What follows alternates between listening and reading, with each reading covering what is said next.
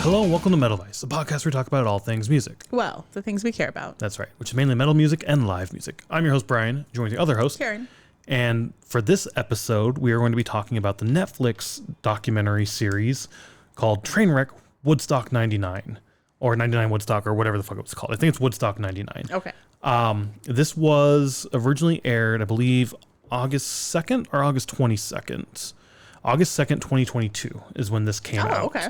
I feel like it's been out longer than that, but... Yeah. And this is one I've been wanting to talk about for a long time. This is a documentary series on Netflix that I love watching, and I watch it multiple times. There's also a competing one on HBO that we will also do an episode on and talk about that, because it's very similar to the Fry Fest or Fire Fest documentaries, where Netflix had one, Hulu had one, and we did an episode on that, but we sort of melded them together. We did, yeah, and we got kind of confused in the middle of it, where it's like, wait, was this on this one? Was it on this one? And the same thing happens here when I watch these. I can never remember what happens in what one. Yeah. Although the last time we watched them, because we usually watch them back to back, I did pick up that there's a slight difference in the two documentaries and sort of the way they present it and sort of different points of evidence they bring up in that. But before we dive super far into this, like always, if you're watching this on YouTube, by all means leave a comment and we'll try to follow up on those comments. Although I will say the comment feature on YouTube is not something I'm super familiar with and still need to learn. Yeah, it's a little, especially when there's multiple comments on one video. So we had an individual leave a comment, I think on our Headbangers Boat vlog, and responded to that comment. And then they responded to the comment I left, and I didn't get a notification. I didn't see that comment.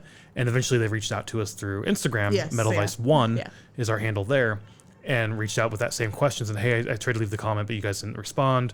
And left this basically the same question to us there, which again, that's another great way to get a hold of us.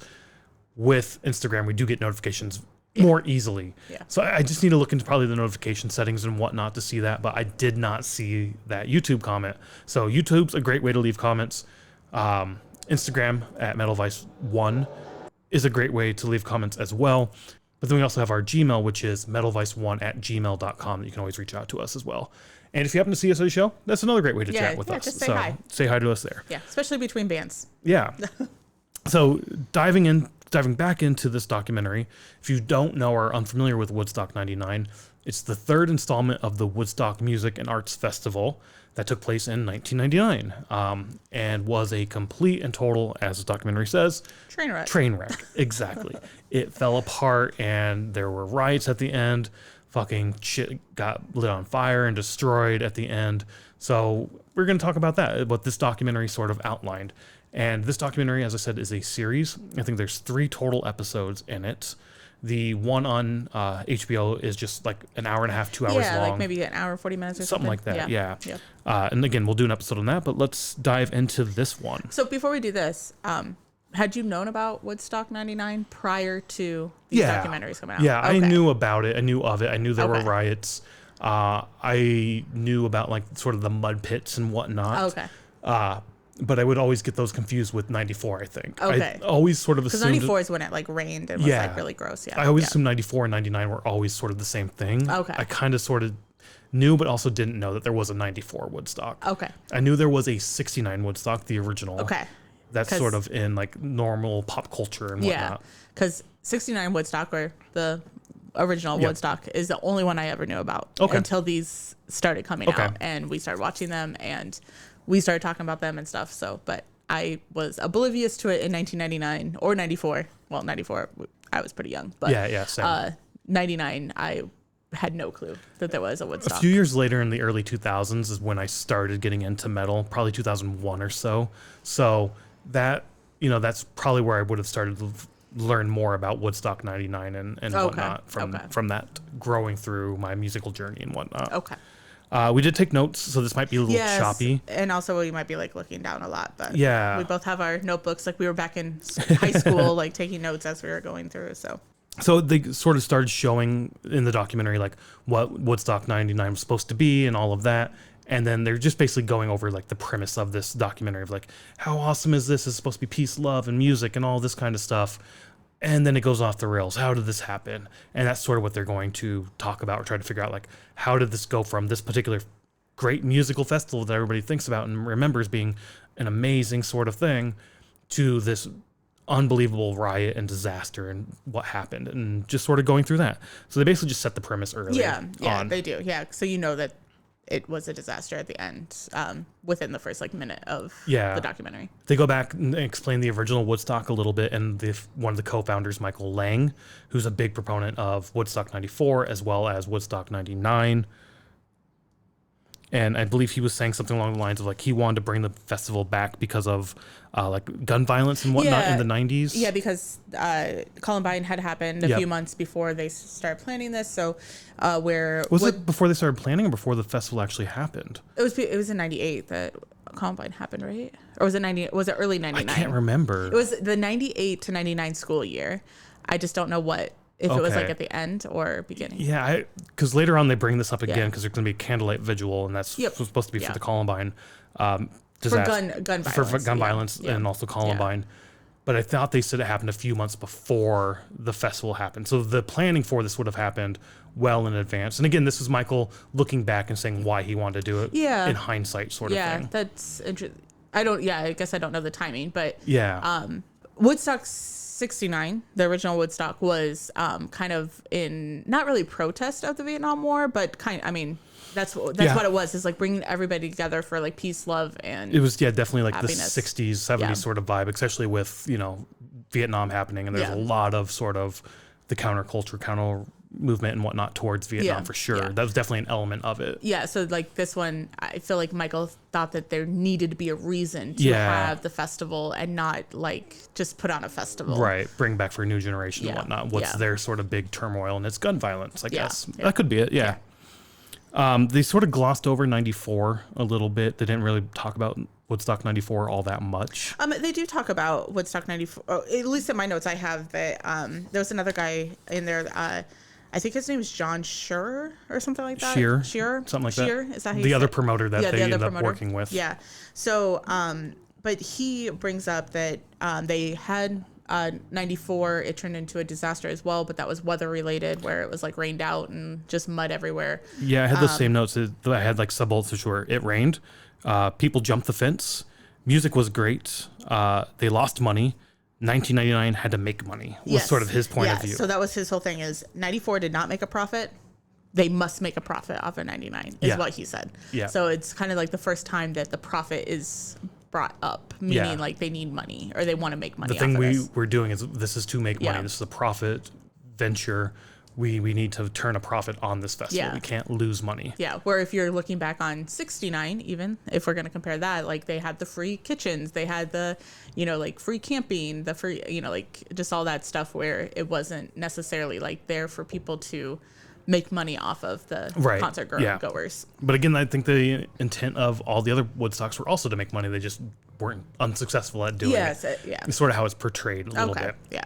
But then that's my vibe I got anyway. Yeah. Well, potentially, yeah. And then he also, in that same type of comments, we brought in the big acts that would sell tickets to get people here to basically make money off of them, sort of thing. So. But between meeting Michael Lang and then this whole profit conversation, they do bring in concert goers as well that actually went to to the 99 Woodstock. And talk to them. Yeah. So one person I want to point out, and I didn't write down her name. I just put Christian lady because her parents were Christian. Oh, her. Yes. And she was like, my parents didn't let me watch MTV. I didn't, I wanted to go. They had no clue what it was. Like all the, as soon as I got there, like I had to call them to let them know I was safe, and I was already tripping because she had taken some mushrooms. Yeah, she had taken some sort of psychedelic, and she's talking to her mom, and she's like, "Oh, I'm doing great, Mom. It's so awesome. There's naked people all over the place." Her mom's like, "What?" Yeah. She's like, "Gotta go, bye," and hangs up. Yeah. So going back to me not knowing anything about Woodstock 99 or 94 or whatever, could be because of where I was in my life at that time. Staying with my grandparents and how I was brought up and stuff, where music was not something we were really involved with. Yeah, and another thing that they didn't, to me, that they didn't really touch on or they kind of glossed over, because we're jumping right into the music festival, like right away from this documentary. Within a couple minutes, Yeah, we don't talk much about where it's at. They did bring up that it is at an old Air Force hangar in Rome, New York. In Rome, New York. They talked to the mayor. He's on here as well. There's a part where they're trying to christen the main stage, and the bottle keeps breaking. Yes. And they're like, that was just sort of a foreshadowing of events to come. The bottle doesn't break. Right. Like, they keep hitting it, and it's not breaking. Eventually, it breaks somehow, I think. It did, eventually. But, they kept beating it on, like, the side, and just it wouldn't break. Yeah, you said the bottle keeps breaking. Oh, sorry. It would not break. Yeah. So they sort of gloss over that. There was one comment where somebody made, like, this is kind of weird, Woodstock, flower power, peace, love, and happiness, but on a military base. Like, these two concepts are competing. And I get that point of view, but I also, like, it actually kind of makes sense to me. Like, peace, love, and happiness beat out the industrial war complex or we don't need this military complex. And what are we doing with all this land they had? We're throwing more peace, love, and happiness music. So to me, the imagery was like, all right, this is kind of cool. It can be viewed as a cool sort of imagery and whatnot, or thought. But I do get what they're saying. Like, this is kind of weird. Yeah, especially when the first one was during the Vietnam War to kind of like bring the peace there. And now you're on a military base. It's kind of... But they thought this was the perfect site. There's a lot of infrastructure for them already. The walls are already there, so you can, like, make sure people don't jump the fence. Because again, this is a profit, money-making venture they're trying to do here. But again, they just sort of gloss over this in this documentary. They go into more in depth with this, I think, in the other documentary, talking about how the military base had just left the year before and a bunch of jobs left. So the mayor thought this was like a big win-win to get, more revenue into the town that was potentially going to die because of the military leaving. Yeah.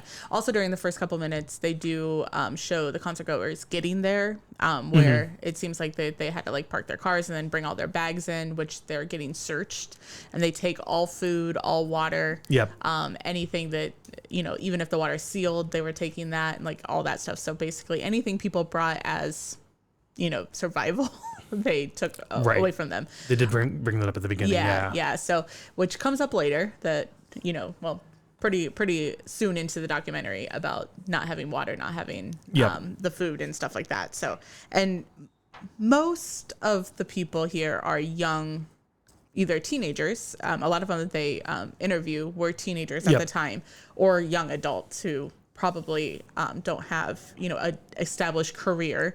There's the one woman they talked to who was there, and they end up finding a video footage of her at the end where, like, after the aftermath, when she was like 14. Yes, and she's like, they're interviewing her. She looks the same. She's just more grown up. But that was really cool to like be able to bring her in, and you can, like, actually talk to her, and she can look back on life and be like, because at the end they do ask all these people, like, would you go again? Well, they don't ask the Christian lady. I don't think they asked her. I don't think they asked her. They asked a few other people though. Well, I don't know if she's Christian today, but that's how we're going to refer to her as. She grew up a Christian.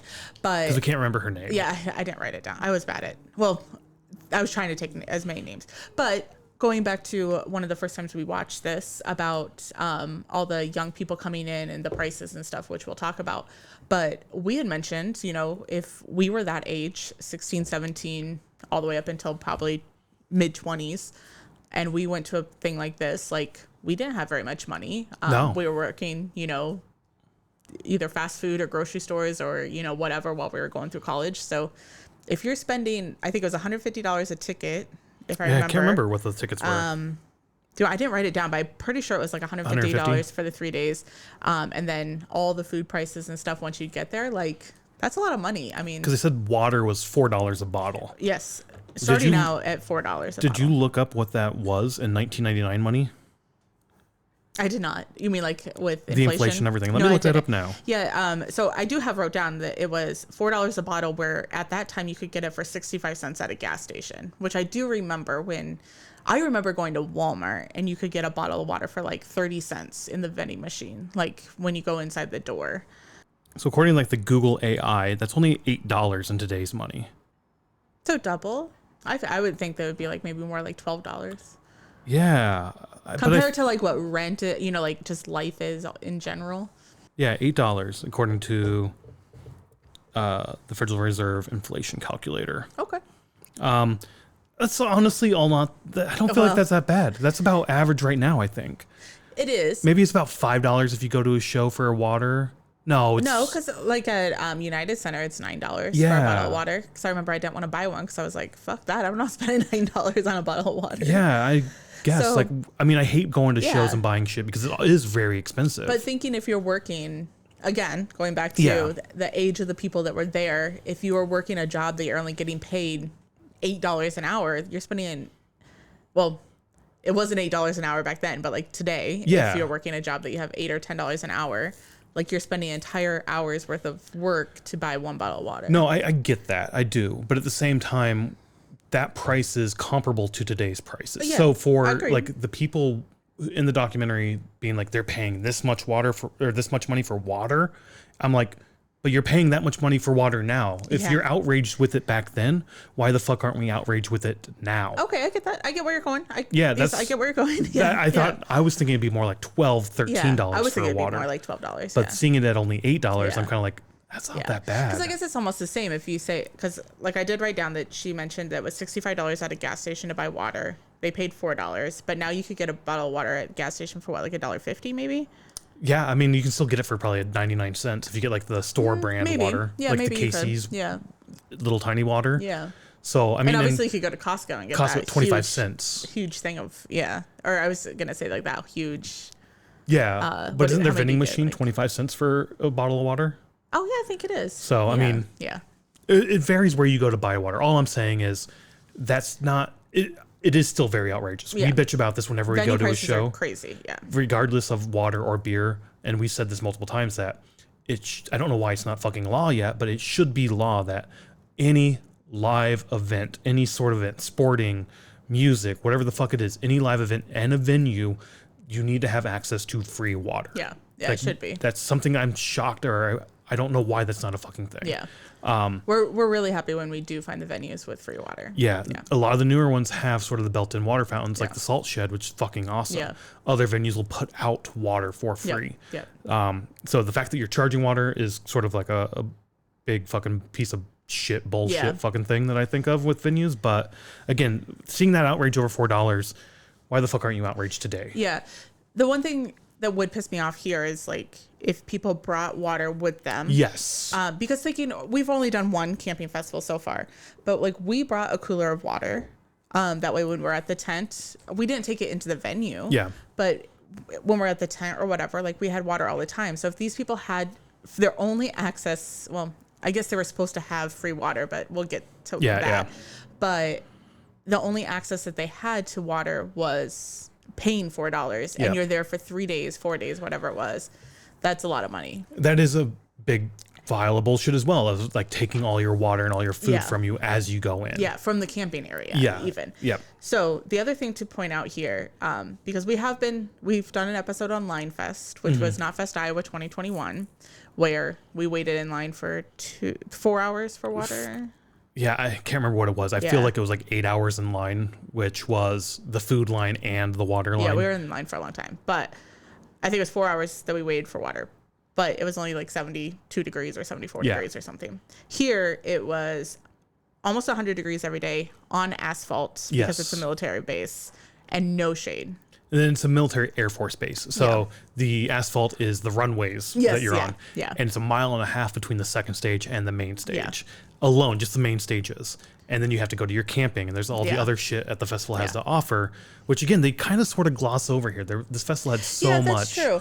They brought up the rave Yeah. hangar. There's one Yeah. time they brought up like a movie and arts hangar. Yeah. But that's all they talked And then about there was with art that. like all over the place, but they really Yeah. don't touch on it that much. No, the Yeah. other one goes more in depth Yeah. in terms of what they have. Yeah. So we'll talk about all of that with the other episode we do. Yeah. Yeah, the camping, taking everything away was a bunch of bullshit.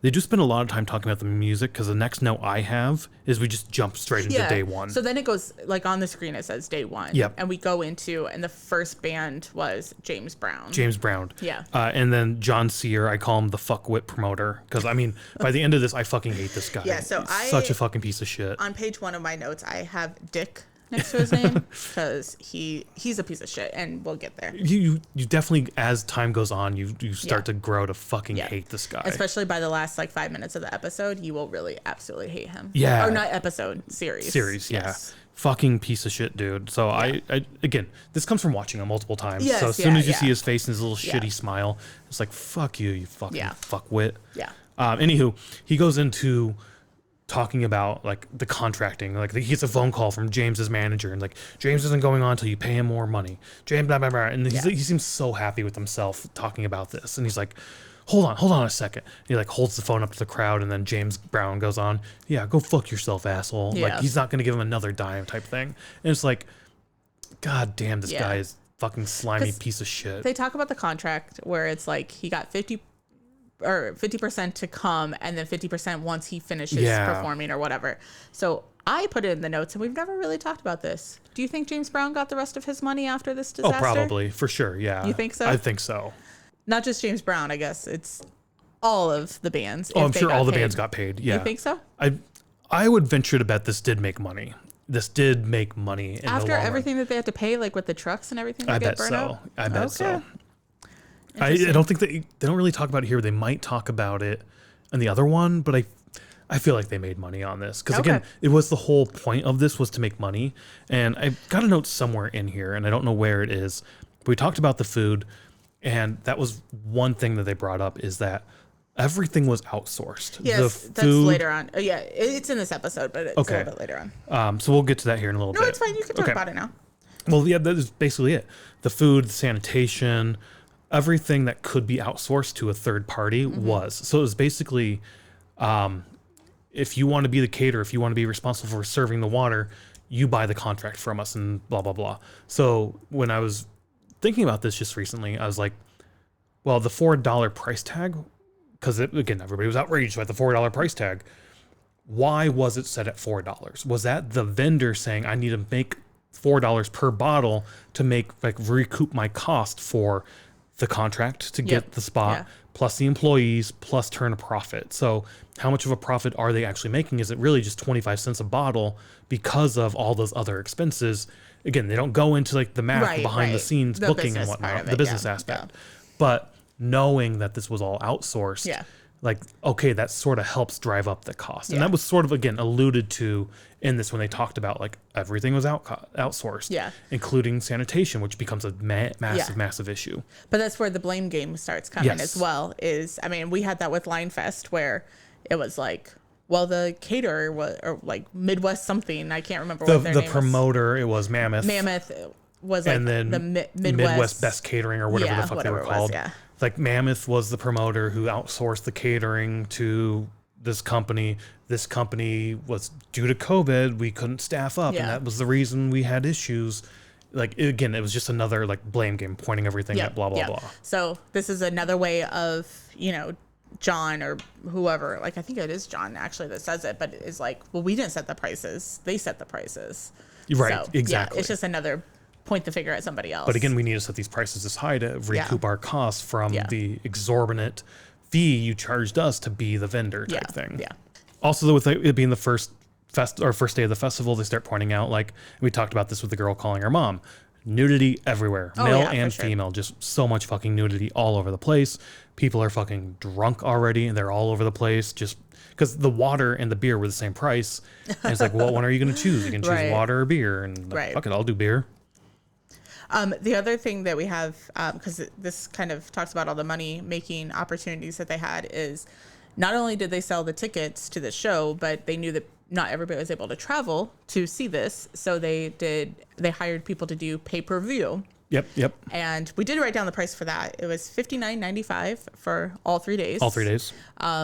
So we don't really do pay-per-view anymore. I don't even think for sports events. Sports they used to. Yeah, but not recently. So the cage fighting UFC used to be a huge pay-per-view. They only did pay-per-view. I think they signed a contract like Peacock or Paramount or something. Yeah, that's what I'm saying. Like, you don't really. But that was in anymore. the last 6 months. Oh, really? Yeah, they were doing pay-per-view for Seriously? ever. Oh, And it was wow. like $100 a pay-per-view. Oh, wow. WWF and wrestling, I think, also Yeah. did it, but now they're also going to like the streaming Yeah. services. But you do see live streaming. Like Back to the Beginning was live streamed and stuff like that. So But you don't see it that much. You don't. Not like as much all as I the Danny wish. Wimmer. Yeah. I would buy every single Yeah. Danny Wimmer festivals if they did a live stream. I pay for, like, we would be like always having concerts on the TV. Even I just would on do the that. background. Yeah. Yeah. I would do a lot of them. But yeah, so they did that, which the pay-per-view, you can see clips of it on YouTube, right? The whole things are on YouTube, Yeah, all of them, yeah. like all days. And I've watched them a little bit. One note I had as well, going back to like the whole nudity thing, was the airbrush, which is a big part of those live streams on YouTube. Yes, I was gonna say because like there's some I was watching and all of a sudden you see like the women getting airbrushed and the people on camera are like zooming in to their crotch on the live, like on the pay-per-view. On, you can see this on YouTube, and I don't remember what day it was or whatnot. I was just watching this one time and it's like zooming in. I was like, what the fuck is this? What the fuck? Like this is weird to be having on your music festival type thing. Yeah. Which does sort of set the tone for some of the abuse that happens throughout the festival. Right. I was going to say that the pay-per-view doesn't necessarily focus on the music. There will be shots of the stage and stuff like that throughout it, but a lot of it is of the women and other things that are happening. Yeah, and I think they talked on it again briefly here. The other one talks about it a lot more, but they're like, yeah, we sent our crew out to get footage of the fans and whatnot, and it just got wilder and wilder, and we got more raunchy and raunchier shit come back. And again, to me, that was sort of part of the plan to help sell the pay-per-view. Like, you know, you tell your 16-year-old boy, you know, in the 90s, like, you can see tits on this pay-per-view, or you hear your friends talking about it, then, oh shit, you I need invite everybody over to watch it or whatever. Yeah, kind of, or you'd get it yourself or something like that. Like it's a way to see nudity when you're 16 without the internet, when you know, you're not supposed to. Like, I don't know, like a prepubescent or like a teenage kid, I could see really being into that, and like definitely leaning heavily into that to try to push it. Again, the pay-per-view did have music and aspects to it. They do, but there was this other sort of go get the craziness that's happening out there on the grounds and bring that back as well. Yeah. So then we get into Korn taking the stage. They kind of gloss over everybody between James Brown and Korn. Yeah, this first day was sort of glossed over up until Korn, wasn't it? It was just James Brown and then talking about sort of the pay-per-view and the no rules, and then talking about how there just felt this sort of energy in the crowd, this sort of bro-y energy, and I think they kept pointing to like 90s sort of culture or violence and whatnot. I think this is where they brought up like movies like Fight Club and American Pie and all of that, just being like, it was a cultural thing. It's what the culture was like. If that's not the point where they brought it up, they do bring it up at some point. But yeah, Korn comes out and they weren't the headliner, but they were close to the top of the bill on the main stage. Yeah. And how was Korn? Well, what were you gonna say?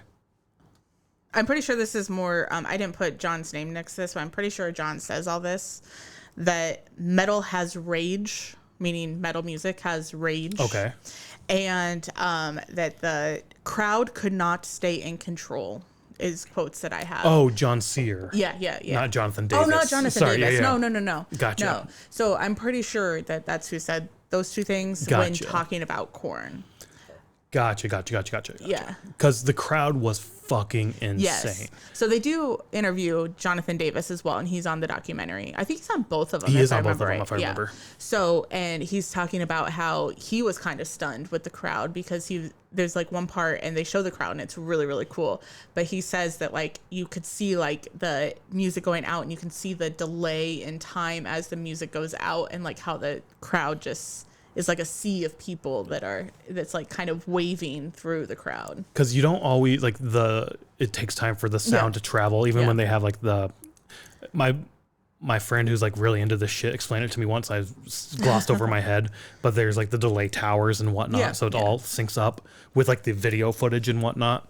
And yeah, exactly, you can see like this wave of like people jumping and whatnot to the music because of that delay, because there were so many people there and it was so large. Yeah.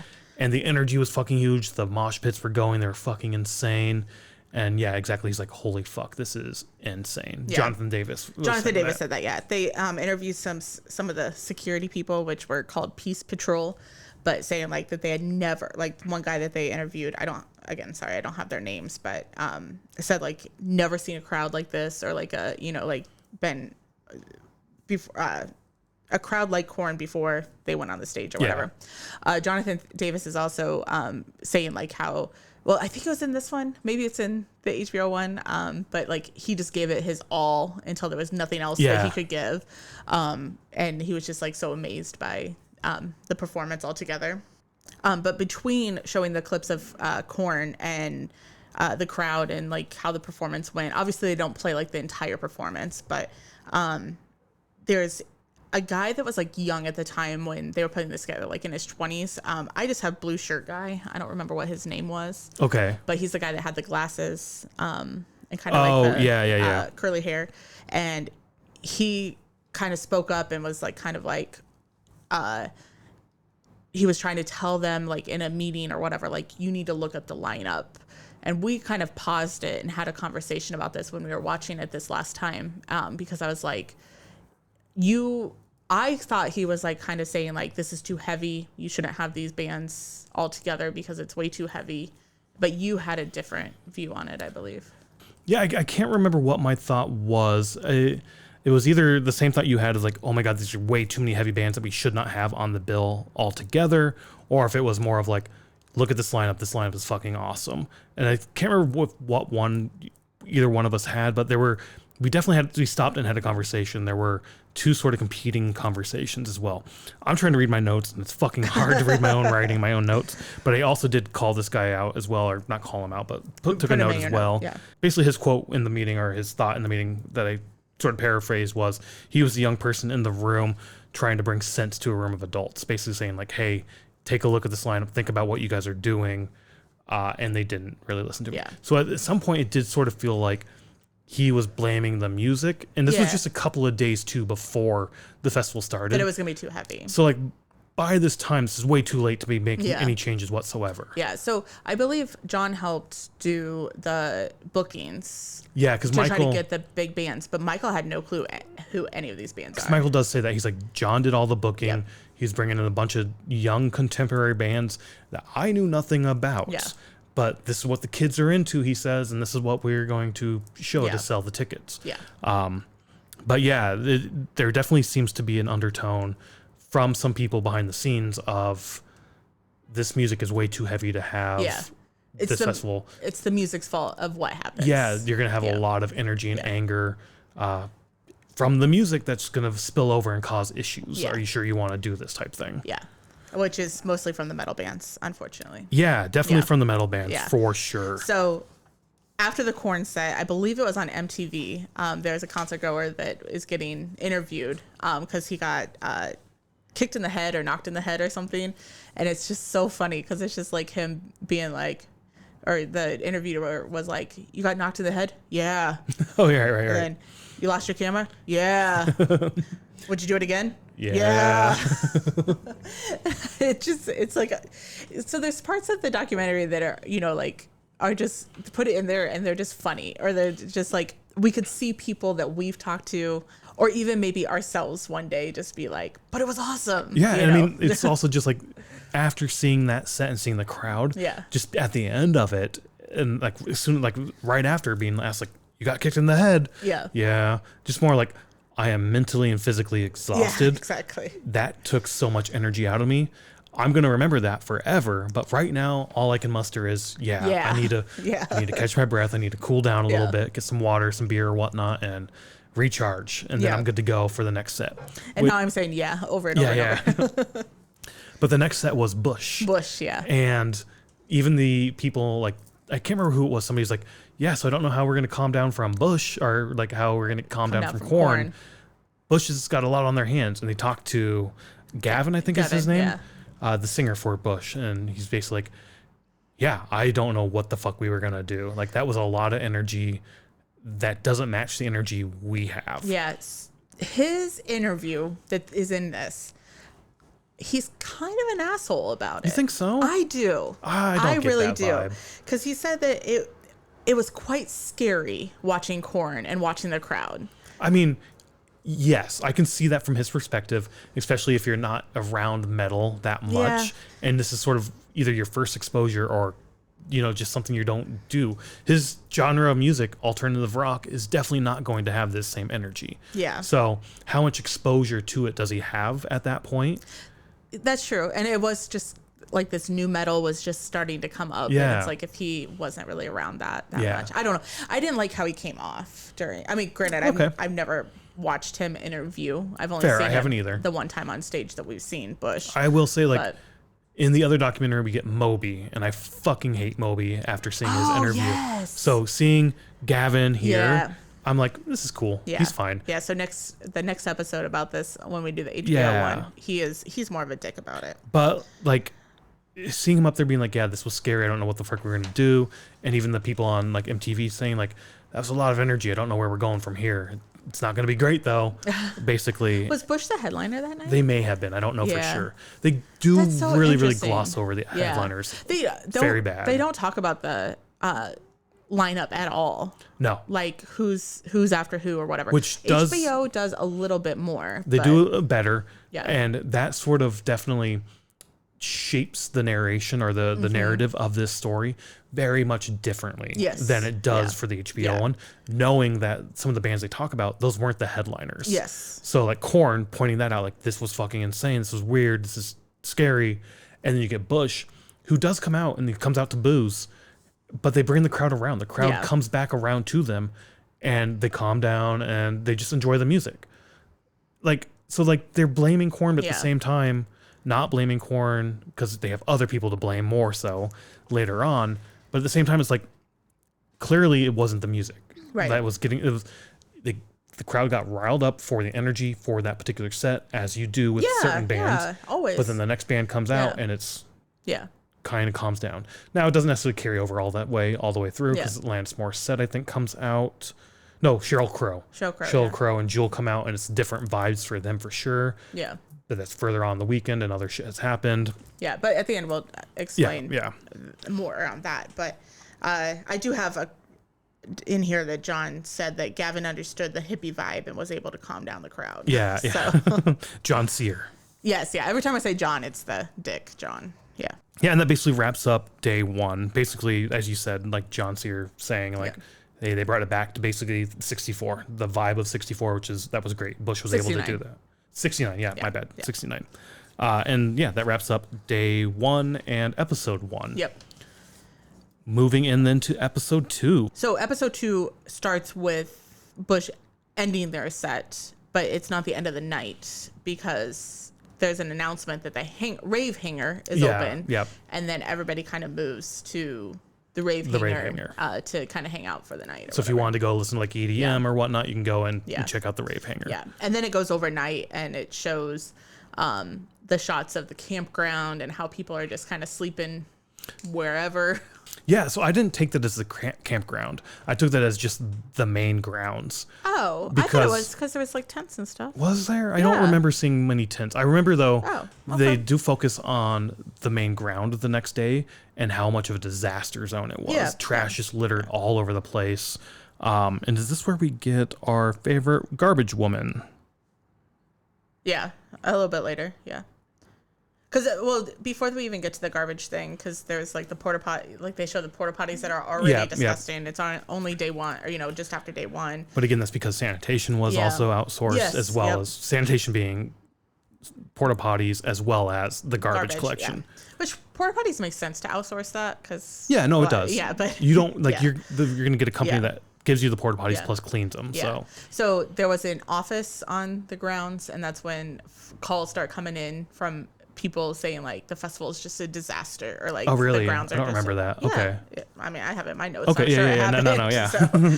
So, and this is where they talk about all the services were cut and they had subcontractors who basically whoever gave the lowest bid they took Got it, yeah. so that more profits could be made at the end. So And then this is where the woman comes in who's like yeah. the grounds are a disaster. She goes to the office, like if they're not going to pick it up, I'll pick it up. Yeah. So her name is Lisa, I have Lisa Law in here. Okay. But at least Lisa. Okay. So I call her the trash police. The trash police. She's actually a photographer, but she was also 27 at the time of Woodstock 69. So she went. Okay. And she was, she helped organize the free kitchens. So she was involved with 69. And I did not pick up on any of that during the documentary. They say it in the documentary. Yeah. I may have been trying to take my shitty, scratchy notes. Yeah. So her daughter is also helping with this one in 99. Yep, didn't pick that up and either. She is the assistant to Michael Lang.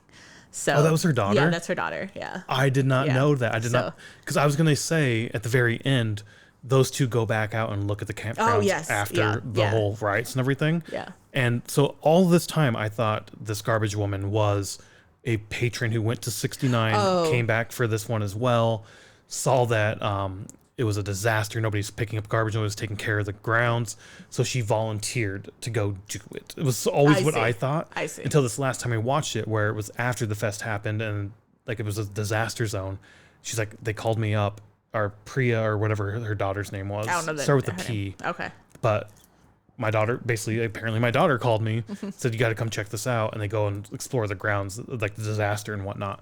And so that far, I was like, how did she get that connection? I did not pick up that it was mother-daughter. Yeah. I always thought this was just a random woman being like, nobody's trashy. cleaning up. I need to clean up. So she gets the trash bags and a gator and starts roaming the grounds, throwing trash bags at people, like, pick up your area. And then a group of guys are tearing down one of the art installations and throwing it around. And she gets off and she starts yelling at them like, this is somebody's art. Somebody spent time to build this.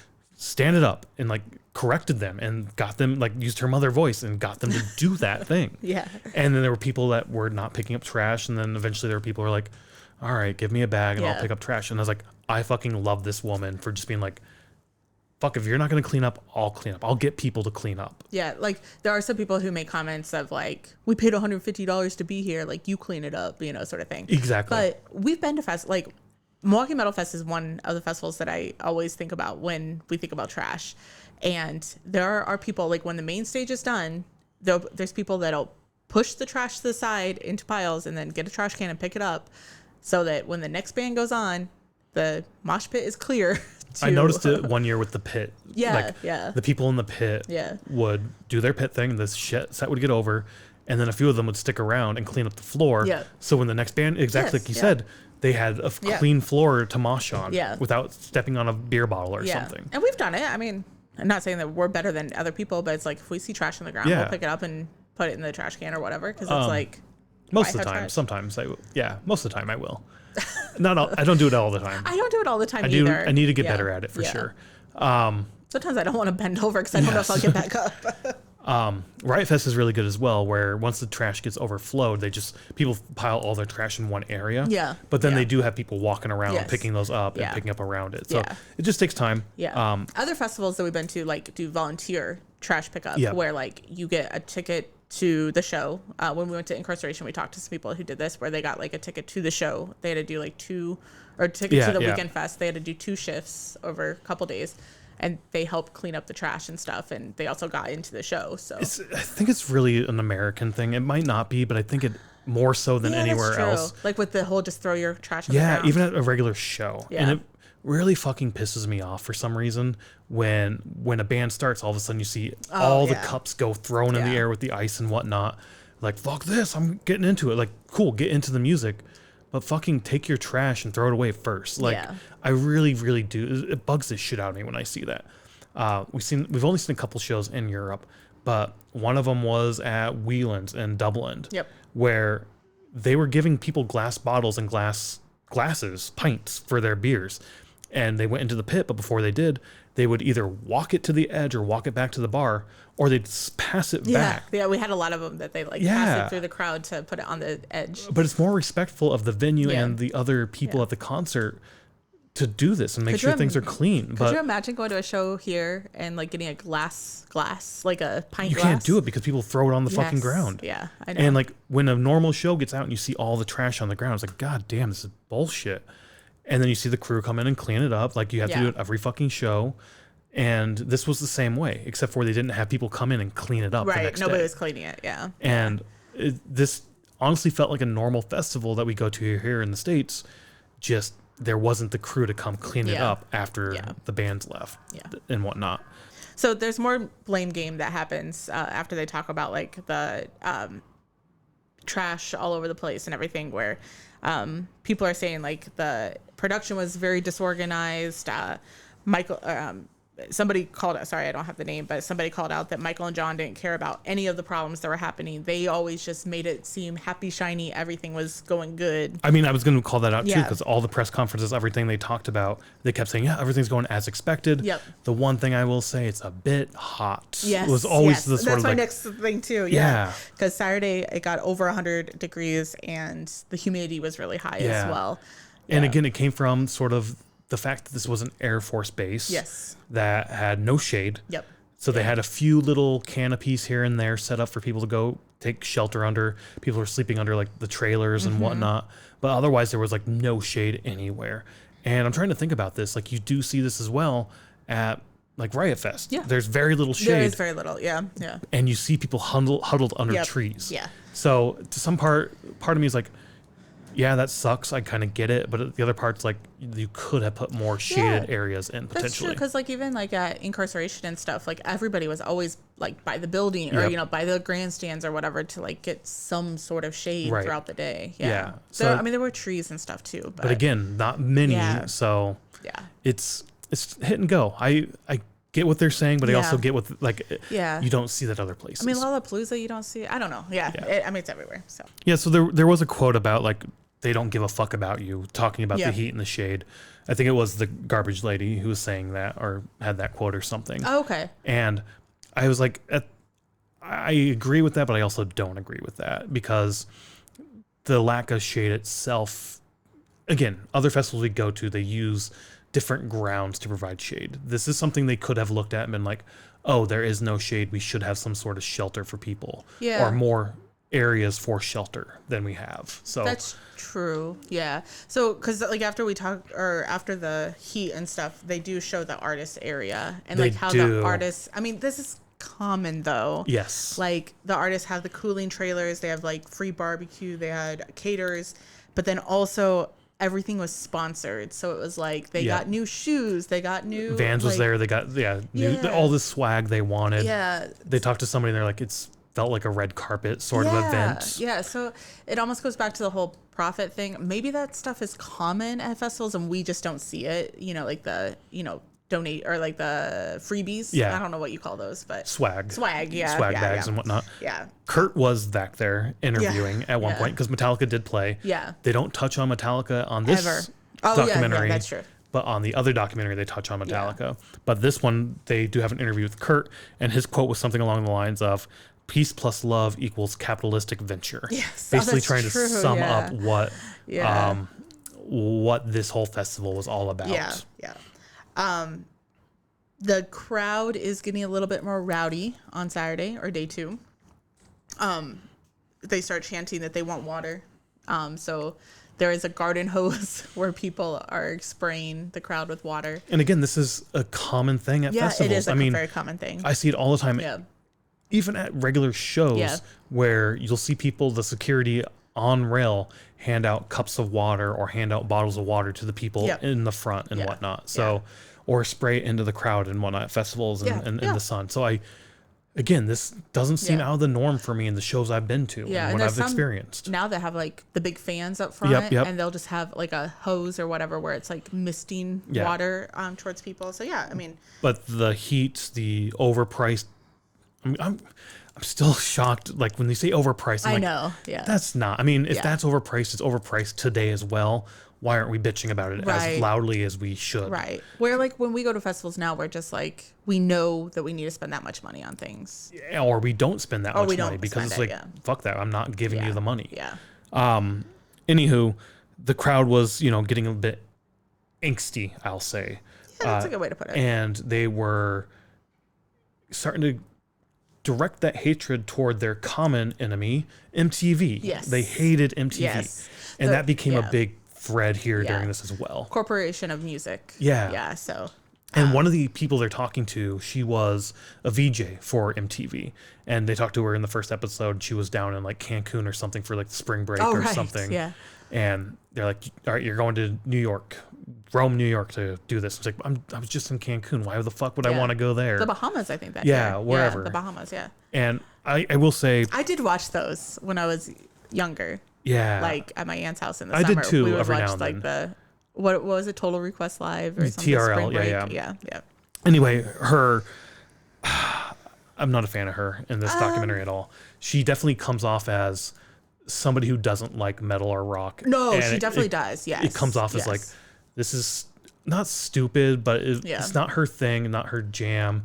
And having her perspective was sort of like, this music is just, it sucks. It's the rowdy. It's too rowdy. Yeah. Yeah. It's too or not. They don't use the word heavy, but like the getting all the guys, because there was a lot of guys there. There was women there too. Yeah. But getting all the guys, like all their like young testosterone, like getting it riled up. Yeah. And it's she was definitely more into the R&B hip hop stuff, because the videos they show of her down in Cancun is definitely with the R&B and rap artists and whatnot. And she's going and having to talk about Korn and Limp Bizkit, and it's like, and she was mad that she was there anyways because she had to leave the Bahamas to go to so it's just rural like New York. As somebody who's into that type of music, you're getting this person to talk about that type of music and what it meant culturally in the 90s. Right. And it's like, but you still don't understand this genre. Yeah. And they show the crowd also, I don't know if it's during this part, but they show the crowd talking about MTV, and like there's people who are like, I don't want to see Backstreet Boys on MTV anymore. Yeah, or like, don't hold back. Tell me what you think. I fucking hate it. I hate you. I hate it. Like thinking about, because we've seen Ricky Rackman now talk a few times and stuff, and like how like there was Headbangers Ball and there used to be music videos and everything. And then it did turn into like more rap and not quite yet. Well, I don't know. Was like Osbourne's was early 2000s. Okay, so it wasn't quite starting. Yeah.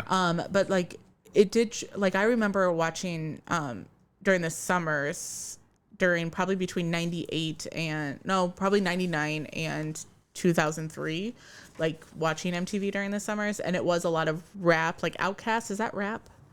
Yeah. So like Outkast, not Backstreet Boys, but like the pop stars and stuff like that on there. I don't remember metal on there at all. But this is also about the time in the documentary where they start talking about security as well. Oh, right. And basically how weak of a selection. I put weak, but lame, weak, shitty. I don't know what to say. Basically, the guy they talked to was like, a friend of ours said, do you want to do security? Or like, sure. And he's like, all right, cool. You just go to the mall, you fill out this test, or you go to this room and you fill out this test, and boom, you're approved for security. Yeah, you get $500 in a t-shirt. The Peace Patrol, as they call them. So we did an episode on Astro World. Yep. And there are some tones of the same thing where it's just like these people who are doing security were picked out the night before. However, in Astro World, you don't know if the people that are being interviewed had done security before. Yeah. Or if it is that they're just like two people who randomly, like their friends were like, hey, I need people to help. Do you want to make some money? Yeah, we talked about that during the documentary, and my take on it was they have worked security in the past. They're known within the area as security people, approved and went through training and potentially or whatnot. But that's sort of the vibe I got, was it was more of like a group chat amongst people who have worked security. We need help. Who can help? Type thing. Yeah, they do not say any of that. And I've always, every time we watch that Astro World, I always take it as we are just contacted and we got it at 2 a.m. the night before. And I always take it the way I said it. Exactly. So we have differing points of view there. We do. This one, though, is pretty straightforward in what happened. They do say, like, you literally fill out this piece of paper and you get a t-shirt and get $500 for the weekend. Yep. So yeah, security, the process to get approved for security, the Peace Patrol was shitty or weak. And Michael is quoted saying, Michael Lang is quoted saying, well, I don't have his quote, sorry, but he did say that he didn't want any armed officers there. So there was no police, there was no like armed security, because he was like, no government, no arms. John was also talking here about the women getting assaulted. Does he bring it up already? Yeah, from Saturday on, he had heard reports. And this is... Oh, got it. I got it on my next page, okay. Yeah, this is John talking. Yep. So this is but when women willingly took their tops off Yeah. and entered the pits or surfed. What could I have done about it? He said. I don't think anything. Is what he was basically saying. Well, and he said they may have been touched. Yes. Which, if you watch even this documentary, either of the documentaries, or watch the YouTube clip or the YouTube of the pay-per-view. Sorry, I couldn't think of what the pay-per-view was. You can like literally see just women sitting on top of shoulders or crowd surfing, and the number of hands that come up and touch them. He basically during this, they cut in images of that of like topless women being groped and whatnot. Yeah, which being topless does not mean you may touch me. Exactly. Like men are topless all the time, and you don't see people touching them. So. But that was the quote. I have that quoted that he said they may have been touched. They may have been. Oh, that just pissed me off. Starting to piss me off. So yeah, that's I think the first mention we have of this. He's like, I heard of reports. I don't know what I could have done. Yeah. My notes are John comes with his dumbass and says. But then it sort of transitions into the Limp Bizkit set.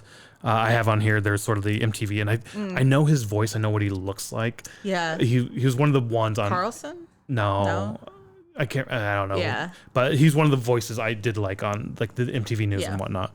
But basically he said before Limp Bizkit went on, I hope no one gets hurt, but I don't know how that's possible. I hope they stocked up on stretchers is basically what he said before the Limp Bizkit set. Oh, I don't even have any of that. So good job getting that quote. It's not a direct quote. I think it's somewhat paraphrased, but that's more or less what he said. Because I do have just that promoters were saying that the tension was building all the way up until Limp Bizkit went on. So one of the news reporters that was there, they talked to him a little bit, and he's talking about the Limp Bizkit set. Is that the ABC guy? I think so. Yeah, okay. And he's basically talking about, you can see it in real time. Fred Durst sort of like, you have the id and the ego, the super ego, and they're they're fighting against each other, what they should do, what they shouldn't. And eventually Fred Durst is like, fuck it, let's destroy this place. And I don't know if I agree with that sort of thing. I don't agree with that either. There is a clip that they put in here from the performance of Limp Bizkit, and there is a moment where Fred Durst is like kind of like looking out to the crowd, and then like kind of just like looking, like I don't know if they slow it down. I don't know how it's edited. I don't know what was going on at the time, because the music playing could have just been overlaid on top of it as well. Yeah. But like, and then he like goes hard again into the middle of the stage, and it's just like, and at that time they're kind of saying like he was just trying to figure out what to do. And I think that's where he's coming in here, saying the id and super ego and whatnot. Like he's fighting with himself, like I need to stop this, but at the same time, this is fucking awesome. Yeah. We need to go hard, but no, we should stop this. This can't be safe, but no, fuck that. Let's just go. I think that's the part that he was doing the voiceover for. That? Yeah. Okay. So I don't know if it's this documentary or the HBO one that like, but basically saying like Limp Bizkit and Fred Durst are the reason that all of this happened. Like basically most of the blame is on Limp Bizkit. Yeah, there's definitely, from John's point of view, John Sear's point of view, it's definitely Fred Durst was the main culprit. Again, this is day 2 of the festival. The riots don't happen until day 3. Day 3, exactly. But you do have some shit happening with like the stages getting torn down, the sound booths getting attacked and whatnot, and the plywood. Yeah, that's what I was going to go into. It's like when he's calling out to break stuff and they start tearing everything apart. It's like, dude, we're at shows all the time, and they're like, let's fuck this place up. Nobody does anything. So that's the point. Nobody really. Yeah. I mean, it's more like get your energy out in the pit. It's not like people start going around and like literally fucking up the venue. Yeah, there was a part in the song where, basically like, and they're talking about this, the voiceovers are talking about this as well, where basically Fred Durst is saying that when this song kicks in, I want you to kick in. That happens at every fucking show you go to. Yes. Think about like the Wall of Deaths. Yeah. Like, all right, don't fucking do anything till this song fucking kicks in, then destroy this fucking place. Like, that's always what's said. After we did the book club for Randy's book, Dark Days, one of the guys was going to Riot Fest, and Lamb of God happened to be playing. He's like, I'm gonna go check them out now and see their set, see what they're all about. And he reported back to the next book club and whatnot. And he's like, yeah, I mean, they were fine. They were good, whatnot. I'm not going to see them again. But yeah, there was a moment where Randy's on stage talking about like the community of metal and like just take care of each other and all that. And he's like, but then the very next thing he says is destroy this fucking place. And I was like, those are two contradictory sentiments. And it's like, yes, but no, but yes, but I get where you're coming from, but that's not what he meant by destroy this fucking place. Like, when he says like kick your fucking teeth, kick their teeth down your throat or something, that's like, fucking go hard. Go in the pit and fucking go hard. Don't literally kick somebody's teeth down their throat. It's just a thing you say type thing. And I don't know.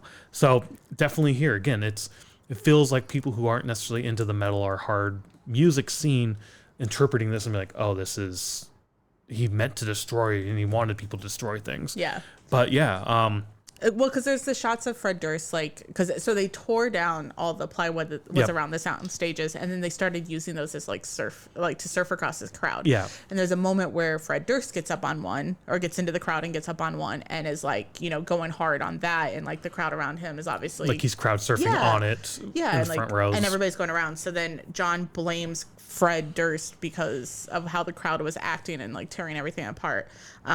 And there's this thing in there where John Cena is also like, I've never cut a set short, but he kind of alluded to possibly cutting the set short. Possibly. Because he's like, I was like, you're done. Yeah. So I'm assuming that meant your set's over. Yeah. I don't know, but yeah. Yeah, because I do have pulls the plug. John pulls the plug, so I think that's a quote that he said on Limp Bizkit to be done or whatever. Okay. And then, but other people are talking about it, and I don't know. I think it was concert growers that are talking about it or whatever. But Limp Bizkit did what Limp Bizkit does. Well, it was the manager. Limp Bizkit's old manager was basically being to blame Fred Durst for any of this is so stupid. Yeah. He did what he was paid to do. Yeah. This is the set he was paid to do. And I think Jonathan Davis also comes back in. Being I think so. This was their show. This is the type of music they play. The crowd was really fucking into it. It's not their fault that the crowd went too hard and the crowd got too violent.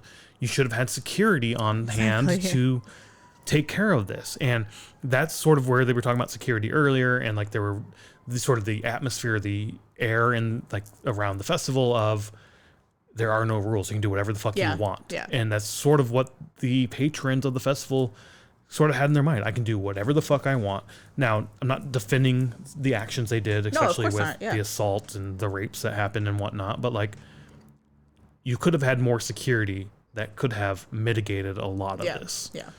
So, I mean, we've been to a lot of festivals where there's talking about the soundstage, tearing that apart. It's there's security all over the soundstage. Yeah. And it's why was there no security Exactly. That's what I'm trying to wonder.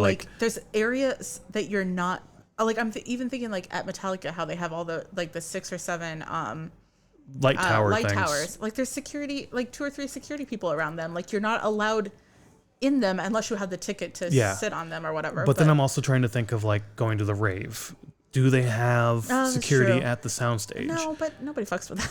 I don't know. Yeah, I get what you're saying. I get what you're saying. Yeah, but they also do have security on the rail for sure. Yeah. I'm thinking more at festivals. There's always security or even just going to Soldier. I'm thinking big shows. Yeah. I'm not saying I get you. Yeah, and stuff like that. But even at big shows, there's security all over the place. Yeah. Stopping you, and I don't know. Yeah. No, again, I to me there was a lack of security for sure. Oh, for sure. Yeah. So blaming Fred Durst for putting on a show. A lack of peace. Control. Sure. But that was your security. I know. So No, I'm just joking. Whatever. Let's see if I can get back to my notes and figure out where I'm at here.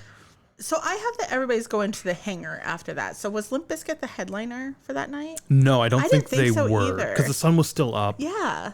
When they started, but by the time it was dark, and Fred Durst comes off right away, and it wasn't our fault. He's already denying it and saying we had nothing to do with any of the shit that was going on there. They're fucking crazy. Yeah. So it was weird to me that Fred Durst was instantly sort of on the back foot and defensive, almost of it wasn't our fault. It wasn't our fault. So I'm wondering if as soon as he got off stage, John Cena was there being what the fuck are you doing type thing. Yeah, maybe. I don't know. But no, I think Metallica was the headliner this night. Again, they don't touch on it, but the way this is where the narrative of this really, to me, is changed a bit, because you're sort of choosing to end the main stage on Limp Bizkit. Right. Instead of going, hey, Metallica was next. The night before you had Korn, and then you had Bush. And Bush calmed it down. But Bush is just kind of a little thought. No, where but no. everything was on Korn. Right. Yeah. But okay. at the same time, okay. Bush came out and calmed the crowd down. This time it was Limp Bizkit came out there, got the crowd so wild up. Yes. Yeah. And then it was over. Like there were more acts that went on that you didn't talk about how those impacted the crowd. Did the crowd vibe feel differently for Metallica, for instance? Yeah. I'm guessing it wasn't quite as hard as Limp Bizkit. Yeah. But it could have been. I don't know. But you still sort of gloss over that. Yeah. And you go straight into the rave hanger. Was hard as well, but they don't mention it. But not that hard. Not that hard, yes, yeah. It's different. I don't know. Yeah. So anyways, I have that everybody goes to the hangar. And Fat Boy Slim. Yeah, I had the same note where basically DJ. To keep the party going, head to the rave hangar, and Fat Boy Slim is fucking in heaven. Yeah. Was the first track he came out to. Fucking in heaven is the track? Is the track, okay, yeah. I didn't get that, but throughout the day, or when he's waiting to go on, he's like interviewed or whatever, and he did hear like, oh, shit's happening out there or whatever, but he didn't know what was happening. So the quote I sort of have, or the phrase I sort of have, is he was told it was chaotic. Chaos, yes. But he had not been told about any damage or any violence, other than the crowd was a bit chaotic. Yeah. But he did say that he likes being in the middle of chaos, and so he was ready to go. Like he was like, I'm here for this. Let's keep the party going. Again, define chaotic to somebody. Like, what does that mean? Does that mean the crowd is super energetic and pumped? Exactly. Like this is going to be a killer crowd? Like it's just going to play off, like we're just going to play off that energy. Yeah, exactly. Because that's what I think of even when Korn's on the stage and Limp Bizkit's on the stage. I'm like, they're just playing off the energy that the crowd is giving them. Exactly. Is that we talk about that all the time, like the cyclical energy of we eat the energy from the band eats the energy from us. The harder we go, the harder they go, the harder they go, the harder we go. Yeah. And it's a never-ending cycle. And that's what makes the good shows. Yes. Again, I will say then that's in where defining what your set list is, and we've talked about this as well, is very crucial, because your crowd can't be nonstop from start to finish. Right. You have to put those slower bits in the middle. Yeah. To get the break. Let's take a breath. Let's calm down. Let's cool down a bit. Now let's go hard again. Yeah. Exactly. So, he wanted to keep the energy up. People were openly fucking in the rave. Yeah. On one wall, there were just people all over the wall just fucking. Like one of the production people or security people or something, like just shined their flashlight and they just saw like. Again, I think this was Fred Durst's manager. Was it? He said like, I was in the rave and I just turned my flashlight on and boom, just. Yeah. Everywhere you looked, fuck, people fucking. Yeah. Which again, that seems fucking weird to me. Like, where's the security to say, get to your fucking tent, folks? Right. Like, you don't do this in the open. Again, there were that woman that you talked to. She was 14 when she was there. Like, come on, this is. Yeah. I don't know. Maybe where was the security for this? Maybe this stuff happens at festivals and we just happen to not see it. Not in the crowd. But I've never seen that before. Not in the crowd, I would say. Yeah. Like, maybe some touchy-feely between couples and whatnot going on, but that's different. Straight up like intercourse. Naked. I mean, granted, we don't really. Well, there are people that walk around naked sometimes. Yeah, but like straight up like intercourse, like no. So that's again to me another point for like where the fuck is the security here? Yeah. But then again, it goes to there was absolutely no rules. Anybody could do anything. Right. So next, I have that they cut to the scene of somebody who stole a van. Or commandeered a van is the word that they used. One, I love how they said commandeered. Like the first time I hear that, I start laughing in my head. Like, I know. That's fucking hilarious. Yeah. And also it's like, you have no rules. This is just a funny little joke. Yeah. I could see myself commandeering a van, especially if I was of this age. Yeah, like then. You're a teenager in the 90s and you're like, this van's doors aren't locked. Yeah. It has keys in it. Well, I wonder what I could do here. I'm not going to get in trouble. Let's drive. So, like, I found that fucking hilarious when it first happens. Mm-hmm. It's going to turn out not to be so hilarious. No, but when absolutely not. When it first comes up, I was like, oh, that's funny. Yeah. The other thing, though, like, right before they cut to the van, they do this throughout the documentary, and they have, like, this little clock that's counting. Oh, right. It's like hour, minute, seconds, and then like PM, AM, and whatnot. I wonder how they know what that is, or is it just made up? I hate that because I think it's fucking made up. Okay. I don't think that's trying real. To say like, oh, it's 11:53 or whatever, and so it's just a way to set the time to show progression and time. Okay. But I really hate how they threw that in there. Like it's probably just made up time. Yeah. So. Okay. So that was a little frustrating whenever I saw that. It's like, okay. This is a gimmick. This is stupid. Yeah. I get what you're doing, but at the same time. Where in the Trainwreck this is Trainwreck documentary. In the Astroworld documentary, they do use time, and I think that's timestamps from police calls, from like to show the progression over the 30 minutes they of have how like, bad it got. What do they call that? Transcripts or something? Yes, yeah. That they can, and videos and stuff that they can like point that. to for an exact timestamp. Yes, yeah. This is the 90s. People don't have this seems shit more like that. there for the narrative aspect. Yeah. So anyways, somebody commandeered a van. Fatboy Slim does say like he saw it, but he thought it was a floating dance platform coming through. And because they were driving it through the hangar. Yes, through the crowd. Yeah. Very slowly. Very slowly, obviously. But then his set got sort of cut. Like, we need to stop this. We need to get the van out. It's a safety concern. They start coming over the intercom, being like, we can't start playing until we get this van out of here. Let's get the van out, then he can continue his set. Yeah. Eventually, his set gets cut completely off because they're yelling at him. They're throwing shit at him. He's like, it's not my fucking fault. Right. And he has, you could see him on like the shot or whatever of him like voicing, like saying like, it's not my fault. Like, they cut it on me. But then they hear there's a weapon in the van as well. Right. Yeah. So one of the guys goes and opens the passenger side, and it was like a rusty machete or something. He's AJ, the rave producer. Okay. Yeah, I have that. So, see, sometimes I have the name and like what their title was or like what they were doing, but sometimes I don't. So. And he just opened the door, grabbed the machete. The guy was like super fucking stoned or something. He was driving. I can't remember the details there. He opens the back, and there's a young woman. Yes. I can't remember. He doesn't say like age or anything like that. I think he gave a range of like under 18, I think is what he said. Oh, I thought there was. I can be wrong here, but it doesn't really matter. This is where it gets really bad. Yeah, there's a young woman there who has her shirt lifted above her breasts and her pants down around her ankles, and there's a guy in the back of the van pulling up his pants. So you can kind of leave it up to your imagination what happened. I sort of have an idea and what I truly believe happened. And apparently this guy just sort of wandered off and nothing happened to him or something. Yeah, like he doesn't. The AJ guy that was being like interviewed didn't know what happened to him, but more than likely nothing happened. More than likely nothing happened to him, and she was like fucking out cold. Yeah. Oh yeah, like she was not conscious. And that's how episode 3 ends. Yep. Very downer, depressing sort of ending to number 3.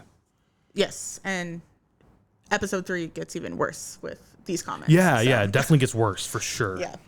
Episode 3 though starts out Sunday morning at like the press conference. Yeah, right. Everything's all shiny and happy. Yeah, and people were starting to question them, like the people being the news reporters. Yeah, they're seeing everything happening, and Michael and John and other people are just up on the stage with the microphone, just being like, "Oh no, there's just a handful of people, few bad apples out there that could be causing some trouble, but everybody's having a great time."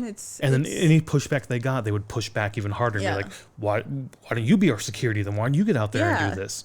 And they're like, "There's no security. There's no this. There's no this." He's like, "Well, all right, fine. If you want to do it, go ahead. Yeah. You just volunteered to go clean up all the trash." Yeah. And it's like, dude, like these are real comments. Like you can't just be aggressive about this. Like, right. You clearly dropped the ball on this. It reminds me of like the White House press conferences that they have, and it's like it doesn't matter what it doesn't matter who's in the White House or like anything like that. It's just happy-go-lucky, like just nothing's wrong with the world.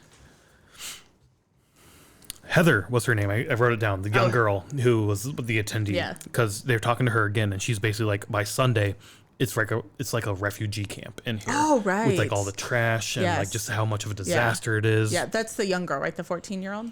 Yes. Heather? Yes. Yeah. This is also where the mud starts to come into it as well. Mud. Which is the porta potties overflowing. Yeah. So it's shit. Yeah. It's shit and piss water that these people are fucking playing in. Yeah. Oh, it's gross. And this is also where they say like the lines for the showers were so long that they just like broke the pipes so that people could get like water or like the water would just start spraying. So then that was mixed in with the porta potty water.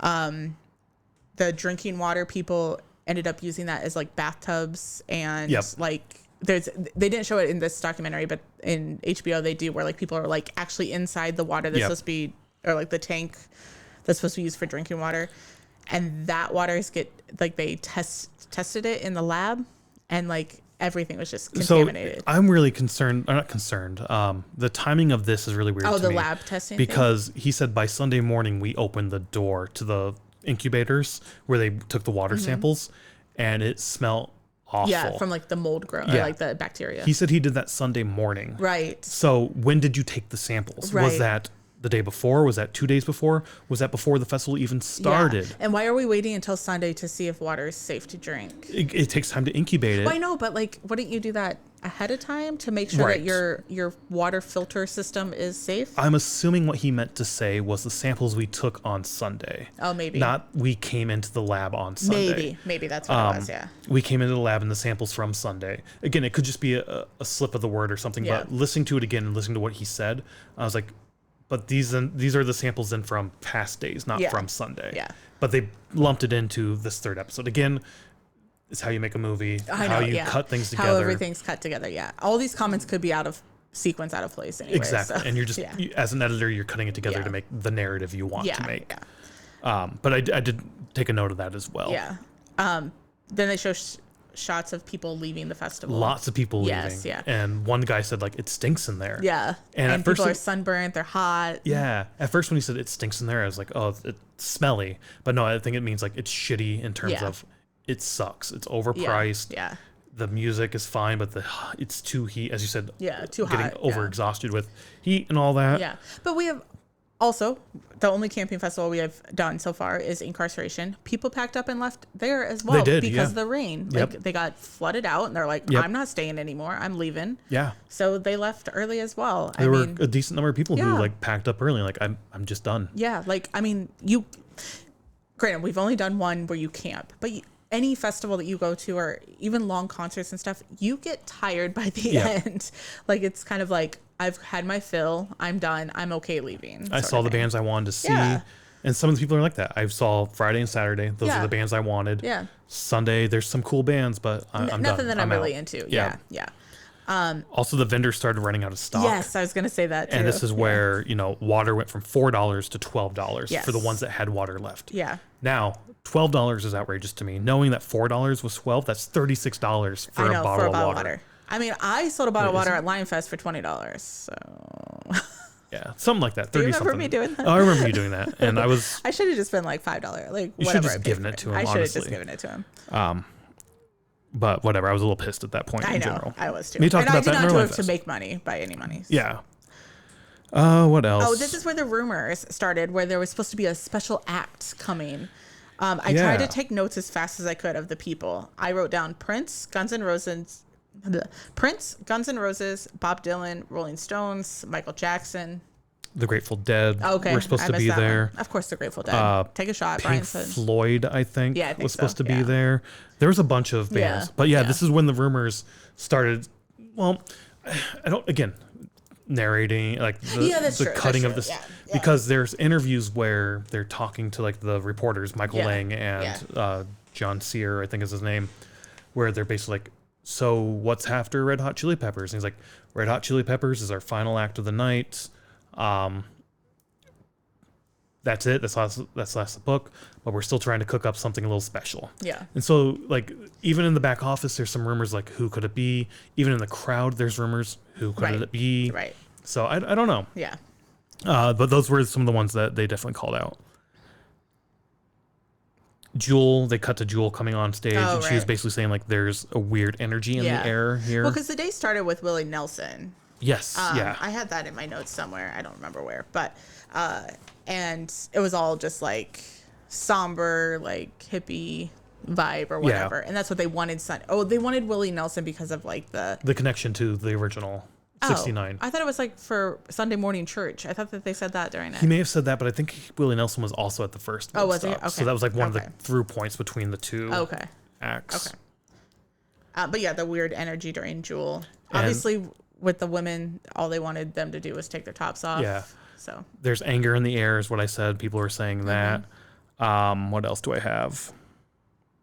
Oh, I put a note here because somebody made a comment. Maybe it's the MTV lady or something that like people were angry, so they took it out on the festival. Yes. And I made a note here, and this is just my own personal opinion, is today, if people are angry at a festival or angry like if something's going on, they video it and put it on social media. So then it becomes a social outrage. So it was either her or the Heather girl said the same thing. Oh, okay. Of basically like, Okay. if social media was around back then, we would have tore this festival apart. Because that's social another media. exact like thing they Okay. were saying in there. Same thing, like, yeah, we would definitely tear this apart. We would be, commenting on it, getting the likes and whatnot Yeah. about how shitty this Yeah. is. Our And then nobody would go again. cheese sandwich. Cheese sandwiches. I was thinking the Blue Ridge Festival. Oh, Or yeah, whatever. yeah, Like, yep. I mean, that pretty much got Yeah. torn apart on social media as well. The Peace Wall also got torn down around this time as well. Yep. And the Peace Wall was put up around the security fence. We didn't really talk about that, but they had the security fence of the base, and then they put a Peace Wall up because the chain fence was ugly, so then they put the Peace Wall up, which was plywood that was painted. Yeah, like and that's murals. another and stuff. thing that they glossed over in this Yes, one. It's yeah. touched on more with the Yeah. HBO one, but yeah, they wanted it to look a little better Yeah. than just a wall. Yeah. And they were interviewing like Michael Lang, and then what about the people tearing down the Peace Wall? He's like, I think they just want a souvenir. They've had such a great time here, and they just want to take a piece of Woodstock home with them. I think that's awesome. I had that too. Tearing down the wall for a souvenir. Yeah, yeah. No, people were not doing that. The mayor says that they can do it again. They invite them back again. Yeah. Yep. Yeah. There's still estimated to be 150,000 people in the grounds, other than everybody leaving. Yeah. Because they were. Because they were asked, but so many people are leaving. Why are Right. people leaving? Yeah. And then we sort of jump straight to Red Hot Chili Peppers is the next thing I have. Did you have anything before that? Yeah, no, they had nothing else really before that. Flea butt ass naked playing his bass. Yeah, yeah. Kind of interesting. Candles were also handed out. Yes. This is where the anti-gun violence thing came in, is they were going to do a visual for anti-gun violence. Yeah, and the way this comes off in this particular documentary is that this is sort of put on, or the vibe I get from the way it's being told, is that this idea for the candlelight vigil is being put on by the producers of the festival. No, that's how I got it, yeah. Okay, yeah, good, that's how good. I got it too. Because the HBO one has a different spin. Yes, they do. So I just wanted to call that out here. Yeah. Because the way this comes off is definitely a thing that Like, Michael we're Lang doing wanted to this. do, I think. Yeah, I can't remember who was pointed at. I think this is where John's like, Michael wanted to do that. That was his thing. Yeah. But everybody's saying candles, fire, you had to light the candles somehow. Yeah. And somebody made a comment about you took away all the ways that people could light a fire, when they came into the festival, and now you're giving them something. burn. Yeah. Which, sure, a little weird. Yeah.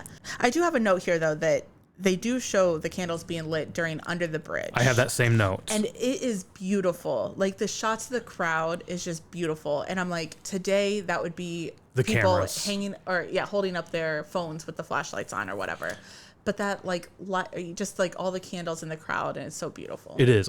Even with the cameras in the audience when they do those songs, sometimes I'll do it. And when I do, I'll usually have my video on with the flash. That way I can record as I wave my hand back and forth. Other times I like to just look at the crowd, because it is so fucking cool to see all the lights lit up. And sometimes they'll a lot of times the bands will ask for the house lights to be dimmed. Yeah. And all right, now I need you to light up the room. Yeah. And it's kind of amazing how much light those things. Oh, yeah.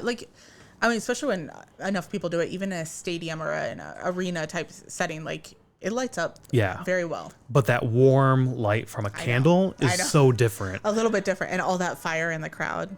And it's hot summer night. It's interesting. It looks beautiful. It really does. Yeah.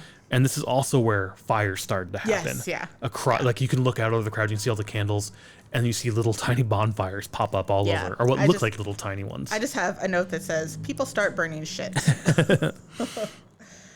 Production does stop the concert. They do stop the concert. Is it John that comes out? I think John does come out and he's like, hey, this is not a joke. We need to put out those fires that have started. Yeah. Let the fire trucks through, let the fire marshals through, or whoever the fuck it is.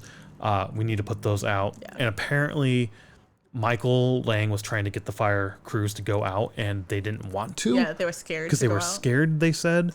I don't know if I believe that. Yeah, I don't know if I believe that either. Unless it's not fire department, a city fire department. Yeah. If it was the Peace Patrol. Peace Patrol was supposed to put it out or something. I don't know. But I'm pretty sure it's very unlikely that a fire department would be I'm too scared to go out because the concert's going on. Yeah. I don't know. Anthony Kiedis was then asked to sort of calm the crowd down. Oh, right. And he says something along the lines of they won't listen to me type thing. Yeah. But they do come out and play an encore of just one song, Fire, by Jimi Hendrix. Which that was fucking fitting. Yeah, and they don't really touch on it in this documentary, but the HBO they do, where more on that the song that they chose was fire. Yeah. And then everybody thought that there was supposed to be a special guest. Well, sorry. Before that, I will say, when they came out and played Fire, they showed video as well. Oh, it there looked was like fires there's still everywhere. fires going on. So all right. Yeah. So either they just decided to end the concert or keep the concert going, or more fires popped up. At which point, like, if you're the producer and you've came out and gave the ultimatum, like, we need to take the fire out, and the crowd's not doing it, I'm still like, fuck it, you're done then. We're not. Yeah. Why we're not continue? doing this. Yeah. But yeah, then the special guest was supposed to be on. Nobody's leaving the stage area because there's supposed to be a special person coming out. A special thing, whatever. Yeah.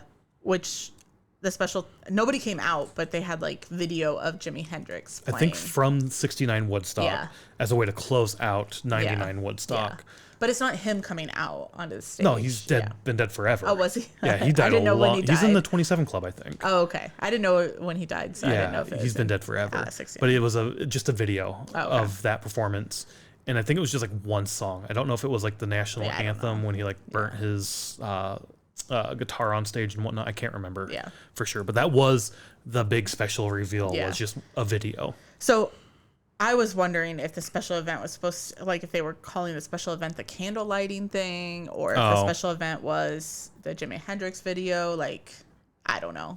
No, it was definitely the MTV, or not the MTV, the video. Jimi Hendrix video for sure. Yeah. But this is when the riot started. Yeah. The festival's over. Let's go riot, basically. Yeah. MTV, the people who are like the VJs, the anchors and stuff are like, they pull out. They're like, oh, we gotta go. Like, they're getting evacuated. The crews are just throwing the gear in the back of a truck. They're like, we're getting the fuck out of here as quickly as we can. Yeah. Production does pull everything off the stages just into vans to like save that so that doesn't get destroyed. This is where the ABC videographer, I believe, they're in their van, like leaving, trying to leave, and he jumps out because he's like, I'm gonna go shoot this. Yeah, he's like, we need to go see this. Yeah, I think a lot of the footage of them walking around talking to people is him. I think so talking too. to them. Yeah, because we don't talk about it, but I think like the second day or something, he like goes into the pit, and there's for the Fred Durst for the Limp Bizkit. I'm pretty sure it was. I couldn't remember when it was because he's like, I'm gonna be in the pit. Yeah, so like, you don't see him in the pit, but you hear him. Yeah, and he's like, I'm in the middle of the pit or whatever. Vendor Village was attacked is what I have as one of my comments.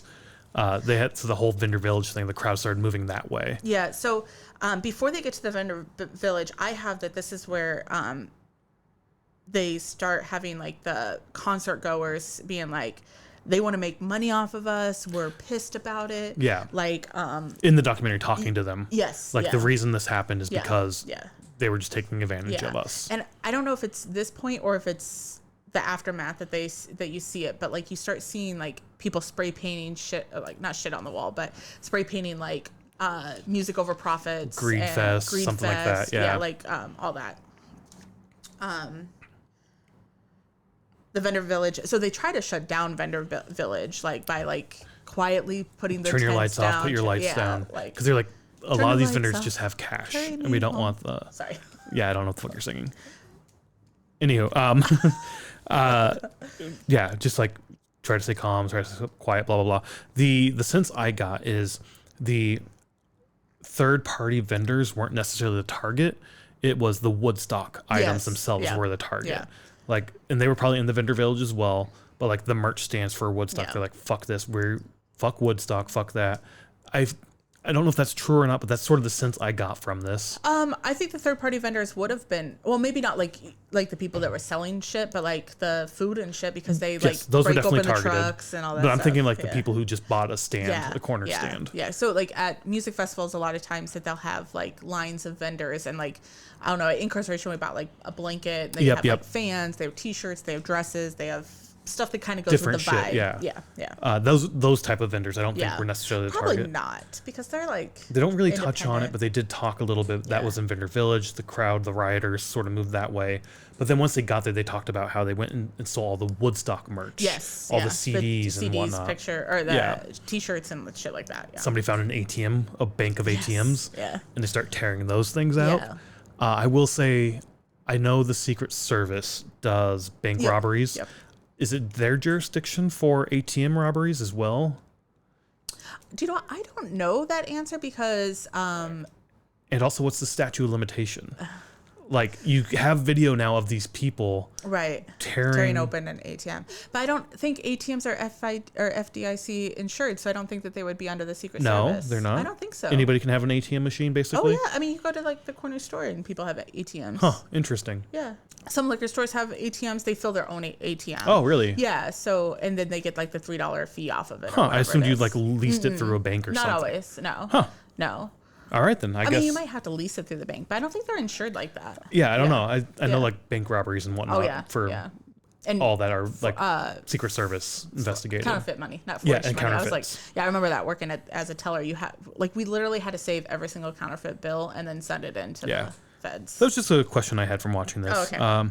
Anywho, back to what was going on. They set the trailers on fire. Yep. And they start exploding. Yeah, so because like they all had the gas tanks under them or whatever, and they do have the first explosion on camera from that ABC guy, I believe, where like he's just filming it. Yeah, one of the first for sure. Yeah. Yeah. Well, I thought it was the first. Was it? Maybe. Yeah, and it just explodes. And they tear down one of the sound towers as well. People climbing on that. And you can see them as it falls down. People on the top of it as it's falling. Yep. The state troopers eventually come in and start like walloping people and taking, basically getting rid of the riot, stopping the riot. Billy clubs. The Billy clubs. Yeah. Yeah. The National Guard got called in. Yep. Did the National Guard? I have only that the state troopers were there. Oh, I have National Guard, so. Oh, maybe both. I thought it was just the state troopers. Oh, okay. Maybe the HBO one will say one way or the other. Yeah, maybe. Michael Lang. Then they show him like walking around, and I have this in quotes, so somebody must have said this, but maybe he said it. But basically, he was walking around, and somebody said that he didn't give a shit. But then in quotes, I believe he said, "Terrible end to a decent weekend." I think he may have said that. One thing, they were talking to one of the employees who was working there.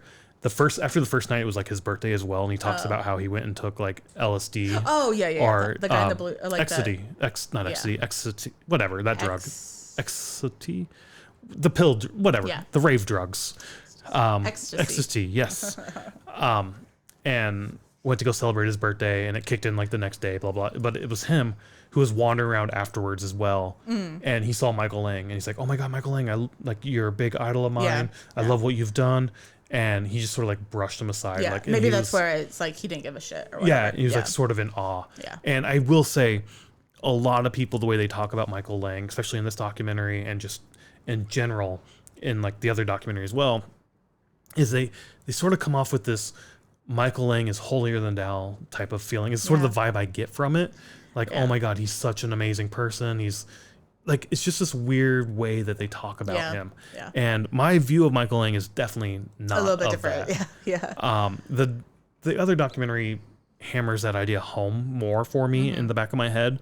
But I have a pretty low opinion of Michael Lang as a whole. Yeah. Not as low as John Sear, but still pretty low. Okay, John's like bottom of the bottom. Yeah. Yeah. But who knows? Maybe Michael had the same thoughts that John did, and he just didn't say them, or they didn't get aired in the documentary. Maybe. Yeah. But then Monday comes around and they start showing the aftermath. Yeah. We touched on this a little bit. That's where like the trash lady came back to examine the damage, and apparently she's there with her daughter. They're talking about it, and I can't remember what they were talking about, how they said it, but the trash lady was basically like, "No, this is what Woodstock '99 was, burnt to the ground." Yeah. Because she kept pointing this out, like, you're taking advantage of these kids. You don't give a fuck about these kids. You're just trying to make a buck off these kids. Yeah. She understood why it was done. Right. And she's like, this is not what Woodstock's about. Yeah. Like, you guys are just greed. And this is where the spray paint you're talking about. Also, the next thing I have is all the staff had to sign NDAs. Yes. Like, because they were kind of getting interviewed at first. And then it was like, immediately they were like, you need to sign all these NDAs, and they weren't allowed to talk again. So I'm wondering now if the NDAs are up. And that's how they were able to do this. Maybe. Like, maybe they were for 20 years or something. Interesting. Okay. And then they were able to do this because otherwise, like, the people who worked, not counting Michael Lang and John Sear, but, like, the people who worked that are in there, like, how did they get their interviews if they have an NDA? That's an interesting point because, like I said, these two documentaries, this one and the HBO one, have similar conclusions they come Yeah. to, but different sort of aspects that they talk about and show within each one. I don't know if the HBO documentary had anybody who worked the festival, where this one, a lot of the people talking That's were true. the people working the festival. And we're going to watch the other one and record it here shortly. So Yeah, we've watched both of them multiple times. we have, yeah. And they get stuck in our head what's one's from what. Yeah. We watched this one, took our notes. Yeah. Haven't watched the other one yet. Yes, we wanted to wait, and I wanted to record this before we watch the other one, because otherwise I feel like it's going to be too much like, well, this happened, this happened, this happened. So I want to record this today so we might be able to watch it tonight. Yeah, because I really want to watch that one now. Yeah. Because as soon as I watch one, I definitely go Like watch the other one. And it's in our head about what happened with this one, so then we can do the next one. And that's the same thing with Firefest. Yeah. It's like I love watching those back to back. Anyway, back to this. They signed the NDAs. But yeah, that's a really interesting point of maybe they're up, so now they can talk about maybe it. they're like 20 years or something. So Or now, Michael's coming back, like, let's try to do this. Yeah. I don't know. Yeah. Any case, what did I have next? Oh, one question that was supposed, and I don't know who posed this in this documentary, but they basically said, were the riots planned, or did they not do as much to deter the riots in the hopes of selling more merch after? Yeah. Like, holy shit, if you have this news and all of that, because not only is there the pay-per-view, but it's the DVDs. And actually, I think that's what's on YouTube. Oh, okay, the DVD It's part. the DVDs. Because they're like hour clips or something. It's like 8 hours, 6 hours. Oh, okay. I thought it was like an You hour. can find individual hour Okay. clips, or you can find the long. But then that's where John comes on. And is like, that's absolutely ridiculous. That's honestly a conspiracy theory aspect where it's like, I guess you can say that, but at the same time, I do think that is ridiculous. I think it is ridiculous. And I think it was a mob mentality of like, this started like maybe Michael's right, and it was just a handful of people started it, but then everybody followed. Because I mean, Michael and John both say it was just a few bad apples. Yeah. And it could be, and then it sort of snowballed because a couple of the patrons that they talked to, the two guys, they're like, yeah, I got involved in the riots. Everybody else was doing it. He's like, if this happened today, I don't know if I'd do that. But like in the moment at that time, yeah, sure, I would have done that. Yeah. Sort of thing. I think about it. I don't think I would. I probably would. I'd watch it. You'd watch it. You'd stand back and watch me get in there. Especially if I was like, Brian, stop. Yeah. Especially if I was that age. Yeah, that's true. See, I got to go back to being like 17, 18 years old. Like, would I have? Yes, probably. Yeah. More likely. I mean, I was at Line Fest. I was pissed. Yeah. And a part of me, by the time we finally got water, I was like, you're lucky it's the temperature it is. Because it's September. It easily could have been 100 degrees here in Iowa. We could have stormed those tents like crazy. If it's 100 degrees and there's no water, this shit could go sideways so quick. Yeah. And at which point, the merch tent's getting stormed, the beer tent's getting stormed. This is going to turn into a riot. Yeah. Like, it could have been way worse. Line Fest, Knotfest, Iowa 2021 is so lucky the temperature was the way it was, because that could have been a fucking disaster like this was. Yeah. For sure. So maybe it's just the heat. Maybe is the cause. Maybe just the heat. I mean, everybody does kind of get riled up when it's hot out, so. Then they have the final press conference. Well, before sorry. No, all good. The other note I had before getting to that real quick is, again, this is the MTV lady I don't like. She's like, not who, but why was the riot? And like, I just hated that question of like, I don't know. The way she phrased it was like, whatever. And then it goes into responses from like Michael, who basically said it's a cultural thing. There's just some anarchists in terms of like why it happened. Everybody has or every culture has anarchists. Yeah. Sorry, this is at the final press conference. Oh, is it? Okay. And like, because it just says it wasn't who was rioting, but why. Yeah. Okay. So you have the same thing. Okay. Yeah. And then Michael said that people just didn't want to stop having a good time. Like, I have that as well. Yeah. It was just the energy. They wanted to keep it going. John's quoted saying that it's just a segment of the population that says that there's this. Sorry. And then John says it's this segment of the population that feels entitled and fearful of growing up. And when I heard that, not having a job or a family. Yeah. Sorry, I didn't put the whole thing. There's other things. When I heard that, when he said this segment of the population, I don't know if he's going towards the young kids or the metalheads. He also said I didn't have segment. I had lunatic fringe is what he called them, I believe. I have segment in quotes. In quotes. Okay. So, you were taking better notes than I was. During this, now at this point, I was literally like, pause. Pause, because I wanted to take notes. I was probably paraphrasing because I did have him say lunatic fringe, entitled, fearful of growing up, having a job and family. Okay. But when he said segment of population, I just didn't know if he meant like our generation, like the millennial generation, or if he was meaning the metalheads, from like the more aggressive bands. Yeah, and it could have been. When I say aggressive, I don't mean like bad aggressive. It could have been the metalheads, or it could have just been even a subset of those individuals as well, down to just a few bad apples. But then I have the blue shirt guy. Sorry, that's why I called him throughout all my notes. Basically said he could sum it up in one word. Greed. Yeah, I have that same one. And I was like, that's probably about true. Some of the graffiti was like down with profit stock, stuff like that. Yep. After that, it does cut to a news story that New York State Police investigating 4 allegations of rape, other reports of assaults that even occurred right in front of the stage. And then again, this is where it goes back to the MTV lady. I think her name was Amanda or something. I can't remember. But she was like, she basically said she wasn't surprised by the rape or assaults, given the climate of guys there. Yeah, that's what she said. Like that the men felt entitled. Yeah. Which could be true. I mean, a lot of men. In lots of areas, not just concert goers, feel entitled to things. It was a primarily white dominated crowd. Yeah. That comes in a lot more again in the HBO documentary. There was also like the comments around, the sexuality with like Girls Gone Wild and American Pie as well, that like this was just the climate of the 90s and what guys were like back then, which I don't know. I wasn't a teenager back then. I didn't have those experiences. So yeah, we were still young. So is this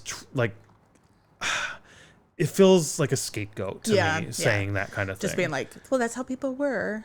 Right. Like, I'm not surprised it happened. The guys were the bro-y sort of douchebag guys that you expect that shit from. Where it's like, why do you like?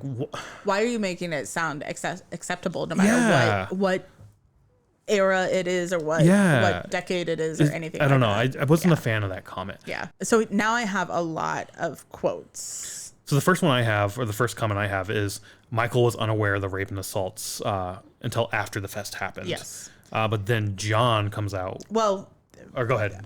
Before we get to John, so Michael said that it happened in secret. Oh yeah. And he heard it happened that's where he heard it happen in the mosh pit, and he couldn't believe that would happen. Yeah, it could happen and whatnot. But is this where they show shots of the girls getting groped in the pit?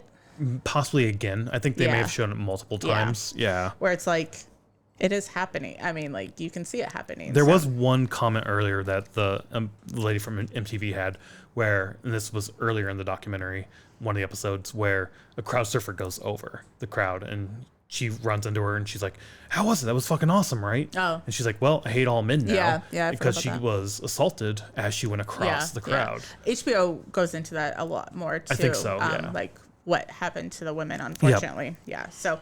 I have right here footage shown during this account is women getting groped as they go over and as they go over, just sitting on the shoulders. Yeah. Now, John. John. Basically, he was saying like Woodstock's a small city, and like in a city that size, the amount of rapes that happened at Woodstock are the same amount of rapes that happen in any city. Yeah, more or less. I think you have like the actual quote. He said, all things considered, there would be just as many or more rapes in a city that size. Yeah. Oh, and then he said it wasn't something that caused issue on site, meaning like there was no issue over the weekend of it. So then I added the comment, except for the women that it happened to. He does say at the beginning, like, I'm not condoning the rape or anything like that, but it didn't cause issues. Larger issues.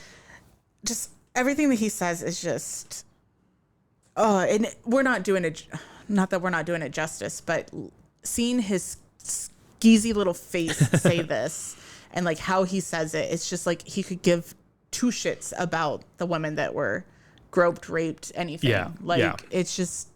It's horrible. They then cut to the guy who had his birthday at Woodstock, who worked there as well, and he's basically like, there wasn't enough security. His name's Colin. Colin is his name? Yeah, okay. I have that wrote down here. Basically just there wasn't enough security. Yeah, they cheaped out on it. Not that would have eliminated all the issues or all the rapes or anything, but regardless, there was not enough security. Yep. Jonathan Davis comes back on as he's the vocalist for Korn, and he says, as a promoter, your number one responsibility is the safety of the crowd. They were not prepared. And then he says, "Girl, this is a quote.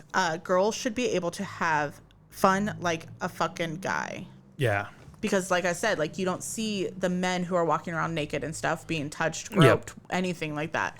It's all the women. Right.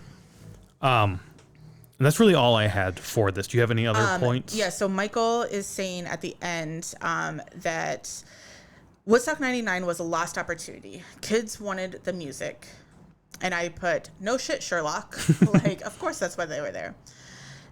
Did 99 damage that? Maybe a little bit. And then I said, my comment is, I just put in my notes that, like, I didn't even know Woodstock 99 was a thing, which we talked about at the beginning or whatever. But, like, you know. His comment was definitely, I think, around the Woodstock brand itself. Oh, okay. So, like... Did 99 damage the Woodstock brand? The brand, okay, sorry, I think that's how I took that sort of comment from him. Yeah. The final quote on the screen then is Michael died 3 months after filming. Yep. And there are no plans for another Woodstock. Which, again, this came out in 2022, so I don't know how long they were, filming this and getting this ready. But I thought there was a plan for Woodstock 2019. There was going to be one, or was it? I heard rumors because that would have been 50 years, right? 24. I think it was 2019 for the 50th anniversary. I feel like I heard rumors about that as well. But that one fell through as well. Yeah. I think the HBO documentary might talk about that a little bit because that one came out, I think, 2021. Okay. The year before this and a couple of years after. Yeah. We should have done that 99. One first since maybe came out first. I wanted to do this one first. Yeah. This one shows the sleaziness. Is that the right word? Sleaziness of John. Just that one comment at the end, more than anything. Well, maybe just because I know of what he says at the end, the whole time you can pick up on 100%. Yeah. I think so. Yeah. I think going through the first time I watched it, where, seeing him talk about the music and how it was hard music, and that was really the issue. The blame should be on the music. A part of me is like, you kind of go fuck yourself. Like, you're wrong about that. You just don't understand the music. So you're trying to find a scapegoat. Really, this is your fault for, focusing on profits more than anything else. Which, again, this is a music festival. You need to make money. I get that. I understand that. But, there's some things you don't skimp on, like security. So...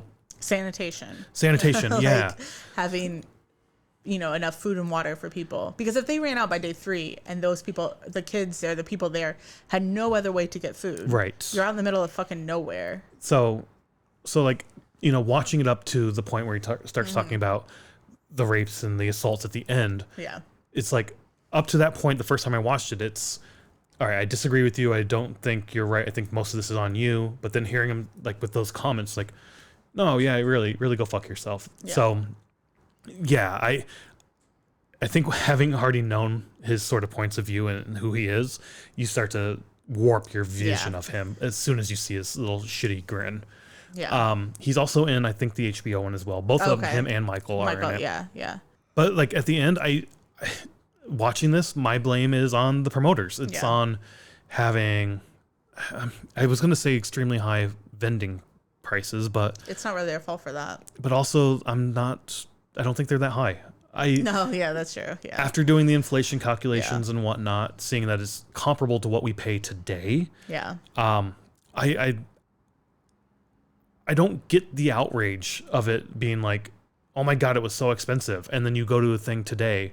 It's just as much. It's just as expensive today, and people aren't saying shit about it. So like, I mean, look at, I know, I'm sure there's videos on it for other things, but like there's videos on like what I ate at Coachella, and people are literally spending like $27 for like 2 tacos. Yeah.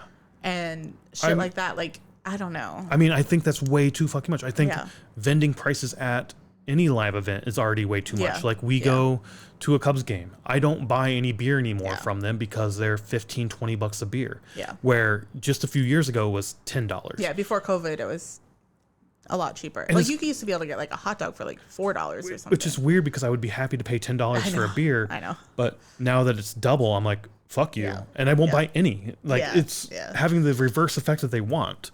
So, I mean, even $10 is too much for a fucking beer at a show. I know. And like we're going to Milwaukee Metal Fest here in a couple of days from this recording. This should be posted way after that. Oh, yeah. This will be posted like a month and a half after that. But. My biggest complaint about the rave, and I love the rave, is that their beer and alcohol prices are just insanely expensive. And when we first started going to the rave, they were reasonable. Yes. And just over the last couple of years, it's went up a lot. I feel like water is $5 a water. So that's not bad. That's not bad. Yeah. It's still cheaper than it was at Woodstock 99. Yeah. And, the calculations and whatnot. But I really hate going to shows and spending so much fucking money on concessions. It's kind of fucking annoying. Yeah. But yeah, I've wanted to do this episode for a very long time.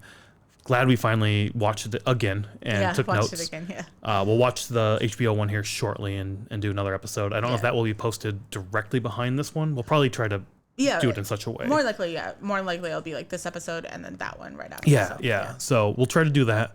But yeah, I'm glad we got to watch this or do this episode. I've been wanting to do this for a very long time. And there's a bunch of other music documentaries out there. So we'll probably keep doing this sort of thing as we go on. Yeah. But who knows when the next one will be after the HBO Woodstock one. Yes. Hopefully you enjoyed this, but we're going to go check out some live music here soon. So get out there and see some live music and say hey. Bye.